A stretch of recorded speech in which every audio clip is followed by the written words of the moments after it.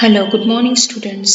Here we meet for the lecture of Performance and Compensation Management.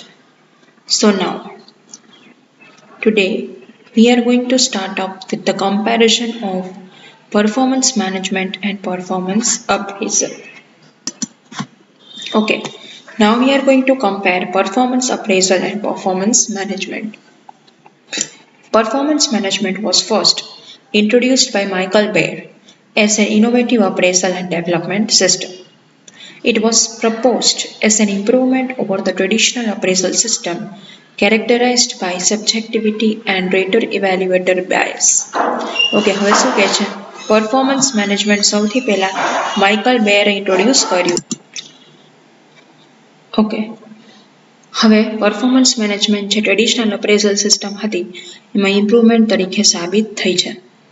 As compared to the traditional performance appraisal system that represents an HR-driven, isolated and mechanist approach, the new performance management system is comprehensive, integrated and business-driven, aiming at development of organization and people.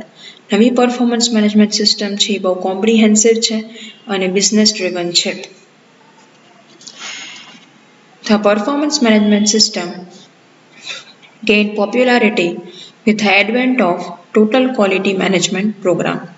Under TQM, emphasis was laid on use of all managerial tools, including training and performance appraisal for achieving performance goals.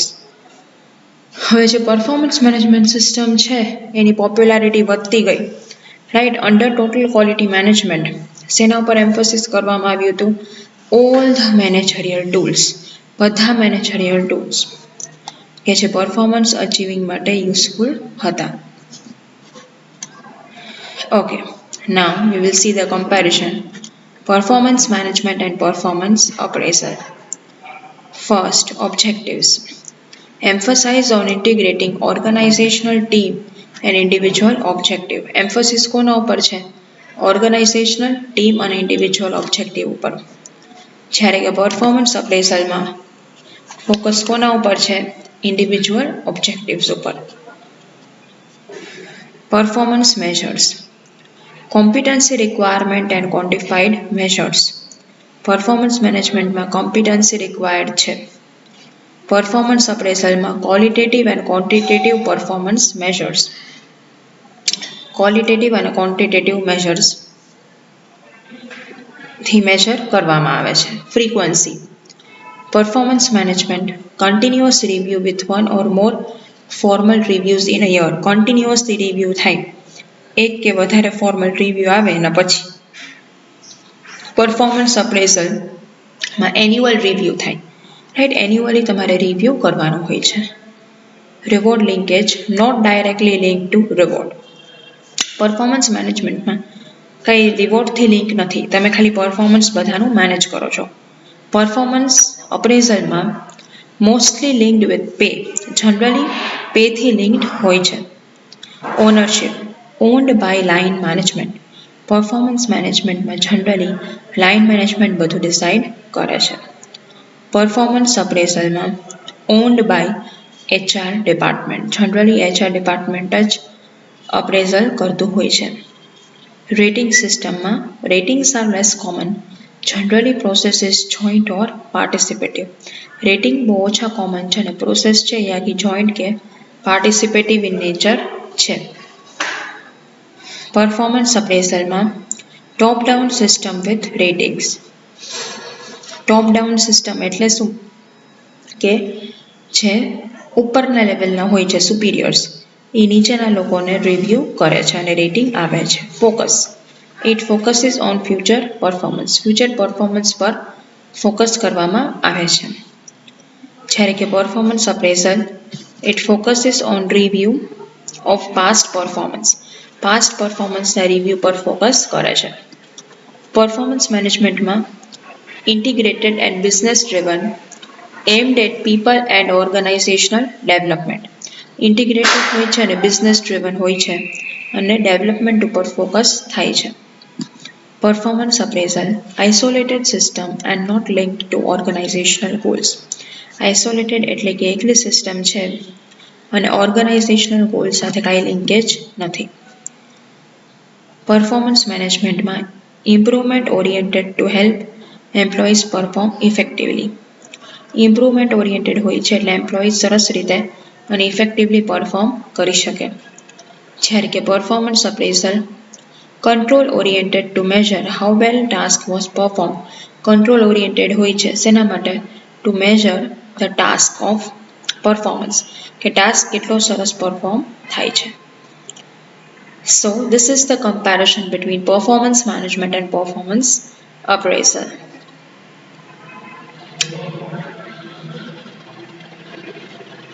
Now students, we are going to start with performance management process. આ exam માટે બહુ જ important process છે, right? Performance planning, process, documentation, performance appraisal, appraisal interview, performance feedback and counselling. આ performance પ્રોસેસના બહુ જ important ભાગ છે. Performance management is the process of managing and monitoring employees' performance against key performance parameters or goals. Performance management એક એવી process છે કે જેમાં એમ્પ્લોયીના પરફોર્મન્સને મેઇન પરફોર્મન્સ પેરામીટર્સ કે ગોલ્સની અગેન્સ્ટ મેજર કરવાના હોય છે. Certain steps that are as below. First is identify dimensions of job performance through job analysis, defining and communicating performance standards, determining who will conduct the appraisal, choosing appropriate methods of performance appraisal, communicating appraisals to employees. Sixth, using performance management information to make administrative decisions, identify and solve problems and develop action plans for performance improvement. These are the 6 steps in performance management process. Right? આ બધા સ્ટેપ્સને અંદર આપણે ડિટેલમાં હવે study કરવાના છે. Right? It is not possible to complete the process in one day or one lecture. So we will divide it into certain parts. Okay, now the steps in performance management process are explained below. First is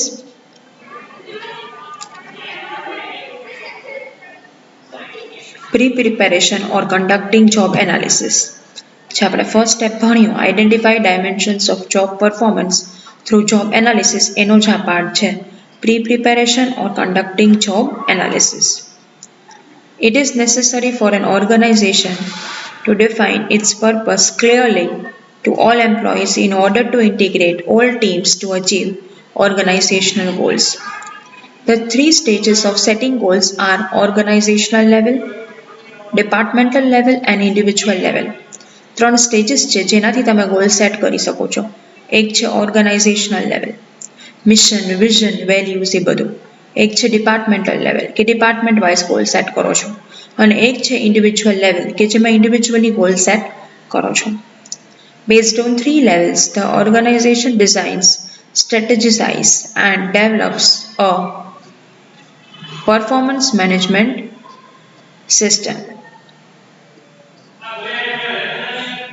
It involves job analysis which helps to develop job descriptions and job specifications. હવે શું કહેવા માંગે છે કે goal સેટિંગના 3 stage છે અને આ 3 level મુજબ ઓર્ગેનાઇઝેશને ડિઝાઇન સ્ટ્રેટેજીસ બધી પ્લાન કરેલી છે. રાઈટ? એ જોબ એનાલિસિસ ઇન્વોલ્વ કરે છે. જોબ એનાલિસિસના સ્ટુડન્ટ્સ 2 પાર્ટ છે. લાસ્ટ યર આપણે સ્ટડી કર્યા હતા, તમને યાદ હોય તો. It is divided into job description and job specification. Okay, now second will be performance planning. હવે જે આપણો સેકન્ડ સ્ટેપ હતો, defining and communicating performance સ્ટેન્ડર્ડ્સ. Right? તો એને પરફોર્મન્સ પ્લાનિંગ કહેવામાં આવે છે. There are 3 major attributes of performance planning. Performance planning હોય એના 3 મેજર એટ્રીબ્યુટ છે: results, behaviour and developmental plan. આ 3 એના મેજર એટ્રીબ્યુટ છે. Results. It is a yardstick to measure performance of each employee and department. It provides information about deficiencies and achievements in performance. Information provide કરે છે કે પરફોર્મન્સમાં deficiency ક્યાં છે અને achievement ક્યાં થઈ શકે એમ છે. Next will be behavior. This is a very complex and difficult variable to measure. Behavior can be measured through observation and close monitoring by supervisors or his or her department. Hence, it is very subjective. Behavior ઉપર dependent છે. Behavior કેવી રીતે તમે measure કરી શકો છો? By doing certain kind of observation and monitoring. Observation and monitoring કરવાથી તમે behavior determine કરી શકો છો. C will be development plan. This is the third stage in performance planning. This involves planning to improve employees' knowledge, skill, and attitude. This helps an employee to improve and move his professional standards to the next level with the help of developmental tools and plans.